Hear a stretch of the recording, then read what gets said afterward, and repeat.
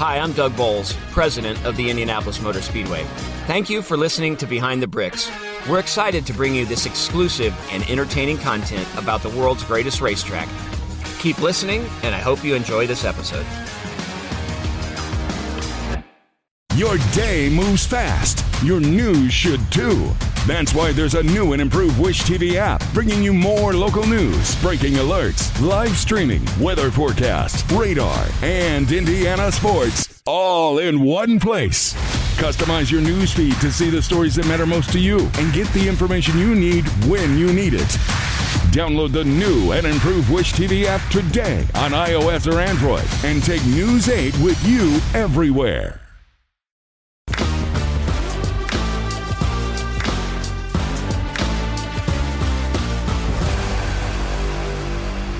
Hey, Indianapolis Motor Speedway fans, Doug Boles here with you for another episode of Behind the Bricks. And obviously, you can tell we are not at the Indianapolis Motor Speedway right now, but behind me are all kinds of connections to the history of the Indianapolis Motor Speedway. I'm at Crown Hill Cemetery right here in the heart of Indianapolis, basically at 38th Street and Michigan Road. This cemetery has been here since 1864. Lots of famous people buried here. President Harrison is buried here.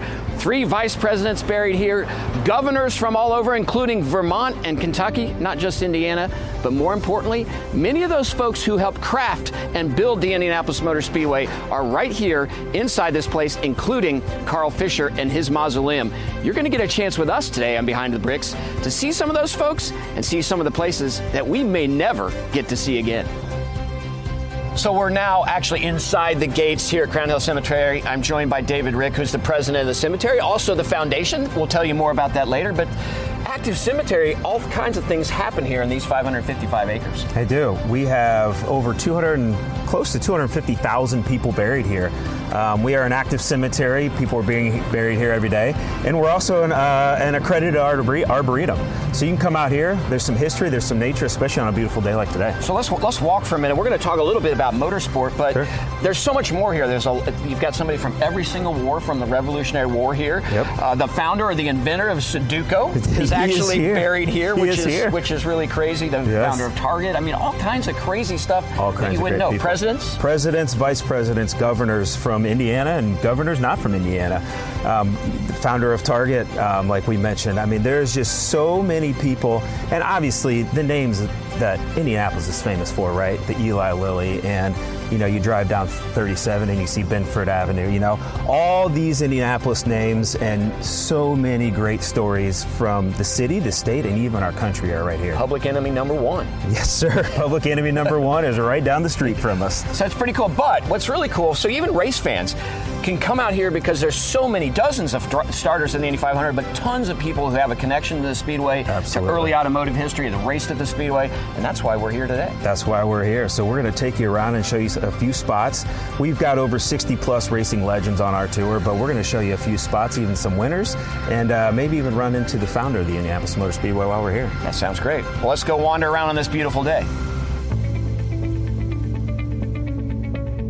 So no tour of this cemetery is a tour without starting with the builders of the first winning car at the Indianapolis 500, the Marmon. So the Marmon family is here, the Marmon Wasp, Howard Marmon is here. And David, I noticed there's a little plaque on here that says number 9 and Marmon, the flags. Yep. You guys have a way for fans just to come out and they can give a tour themselves and hear a lot of information here. They absolutely can.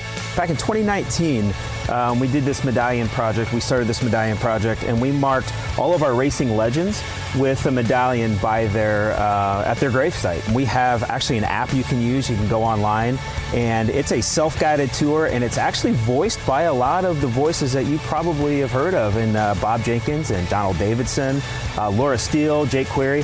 They all lended their voice to this tour. So you go around, you learn about these racing legends, you find their markers, you listen a little bit about them, and you go find the next one. So you can start right here at the Marmon family's area, or maybe at number 1, wherever that is, but we may find out. But that's how it works here. Right here, we're in the middle of the cemetery, right here with Howard Marmon, the Marmon family, the winners and builders of the first car to win the Indianapolis 500, the Marmon Wasp. So it's not just the yard of bricks at the Indianapolis Motor Speedway. There is a final finish line right here in Crown Hill Cemetery, and it's really part of a longer-term project to celebrate those men and women who are buried here, who have helped us build the Indy 500 and the Speedway into what it is today. David, talk a little bit about the projects that have led to this final finish line. Sure, yeah. This was a project we did with the Indiana Racing Memorial Association. The idea came in 2016, and in 2017, we had the sign installed that just denotes the fact that there are so many racing legends here. 2018, we laid our final finish line here. I believe you were part of that as well. And then in 2019, the medallions that we saw, like the one by Marmon, we launched that project. And then in 2022, we released the self-guided tour that is voiced by so many of those that we know from the Speedway today. So the bricks right here include the names of the 4 founders of the Indianapolis Motor Speedway. They didn't know that 108 runnings coming up, they'd be still having an Indianapolis 500. It's pretty neat. Those are original bricks throughout here, and they've been brought over here for this final finish line. Yep. When we think about names of famous people at the Indianapolis Motor Speedway, the first that come to mind, A.J. Foyt, Al Unser Sr., Rick Mears, and now Elio Castroneves. But let's broaden that out a little bit. There's Michael Schumacher, there's Jeff Gordon, there's Jimmy Johnson. Famous names, but one name stands above all those in terms of wins at the Indianapolis Motor Speedway and starts. Johnny Aiken started 41 races at the Indianapolis Motor Speedway. He won 15 of them. He led the first lap of the first Indianapolis 500 in 1911, sat on the pole in 1916, was a relief driver twice. Pretty amazing. But his counterpart, Cannonball Baker's here too. Cannonball Baker is here as well, yeah. And in fact, Cannonball Baker won the first ever race at the Indianapolis Motor Speedway. Wasn't an automobile race, wasn't an Indy 500, but he won that first race at the Motor Speedway. Motorcycle race in August of 1909. So those are 2 of the famous people both buried here, but other drivers are here as well. Oh, sure. I mean, a lot of people know the Hurtubise family, right? Yes. And Bettenhausen is another great name here. So, yeah, there's all sorts of connections here at Crown Hill to the Motor Speedway. And certainly Carl Fisher, but all 4 of the founders are here. All 4 of the founders are here. Fisher, Newby, Allison, and Wheeler. They all are here, not right by Fisher, but they are right down the road from them. You can visit them all when you're here. So there it is, the most winningest driver at the Indianapolis Motor Speedway. 41 starts, 15 wins, Johnny Aiken right here. While he didn't ever compete at the Indianapolis Motor Speedway or in the Indy 500 as a driver, Charlie Wiggins was one of those pioneers in our sport. He was an African-American race car driver known for his mechanical skills. He helped work on cars at the Indianapolis Motor Speedway. He was a multi-time winner of the Golden Glory Sweepstakes, a 100-mile race that took place at the Indiana State Fairgrounds and was considered one of the toughest races that drivers could do back in the day. So there are 3 winners that are buried here at Crown Hill Cemetery in Indianapolis. 1919 winner Howdy Wilcox is buried right here. We're standing right next to his tombstone. You can also see Louis Schneider, 1931 winner, and our co-winner from 1941, Floyd Davis, who won along with Murray Rose, who was one of our 3-time winners. All 3 are here. Yeah. So, David, you have any favorite stories? You're a history buff. Any fun stories about Howdy Wilcox? Well, you know what's great is that all 3 of our winners here have some interesting stories, right? So, Howdy Wilcox, he was the first American to win it since 1912 when he won. And something came over the band that was there that day, and they started playing Back Home Again in Indiana.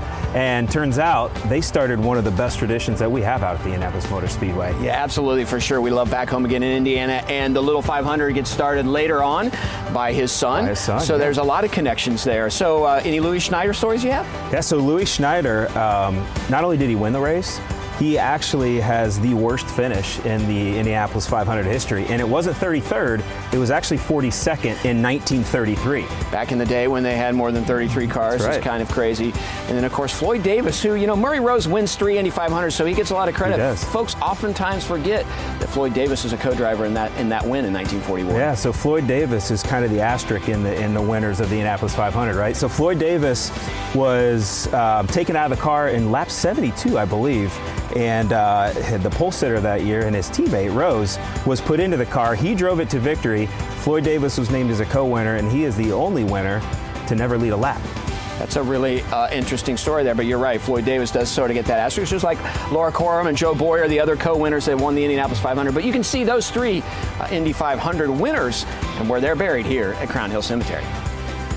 So usually every May I show up here with an event car that has the Indy 500 logo on it, park down the hill here in front of Carl Fisher's mausoleum and take a photo. It's my way of saying thank you to a guy who had such vision, not just for the Indianapolis Motor Speedway and the Indy 500, but for South Beach, the Lincoln Highway, the Dixie Highway. The guy was a genius. Yep.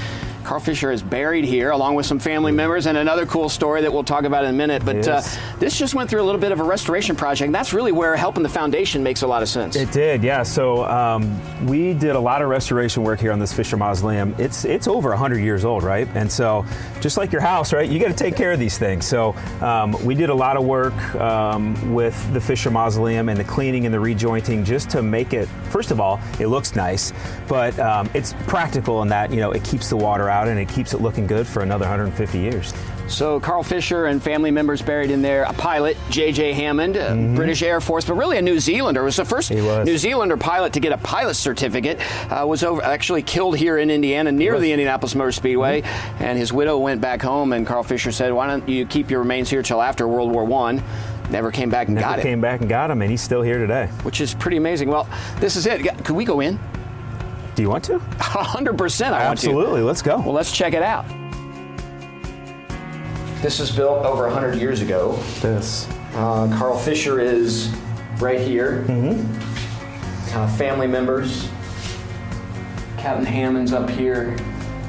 This is pretty amazing that the founder and first president of the Indianapolis Motor Speedway is still here in Indianapolis. Still here in Indianapolis, him and the other three that were with him. So he's got some family members that are all here, and we'll call this their home for eternity. That's great. And he had a young son that passed away really early on. I know that was one of the things I've read about, how he was just wanting to really get a chance to be with his son, and obviously gets to do that now. So pretty powerful. This has all gone through a restoration project, stained glass. I mean, it's a beautiful, beautiful job, and it's pretty cool to see Carl Fisher's name. Carl Fisher here. Just a beautiful piece of artwork, really. Too. Absolutely.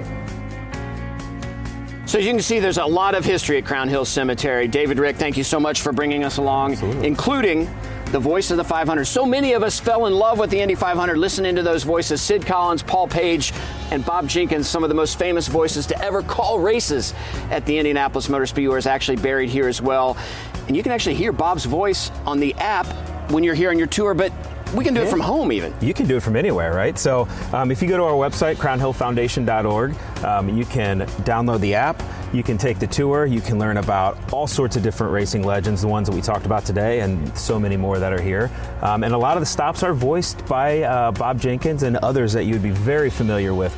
Come, learn about the racing legends, and certainly one of them is sitting right here. Absolutely. So I really want to thank everybody at Crown Hill Cemetery and Crown Hill Cemetery Foundation for allowing us this really unique way of looking at the history of the Indianapolis Motor Speedway and the Indy 500 away from the Indianapolis Motor Speedway. So it's a sort of behind the bricks. It started almost 3 years ago with Donald Davison and Bob Jenkins telling us stories from the heart that meant something to them and how the Speedway connected them to all of you. Next time, we're going to have more fun on Behind the Bricks.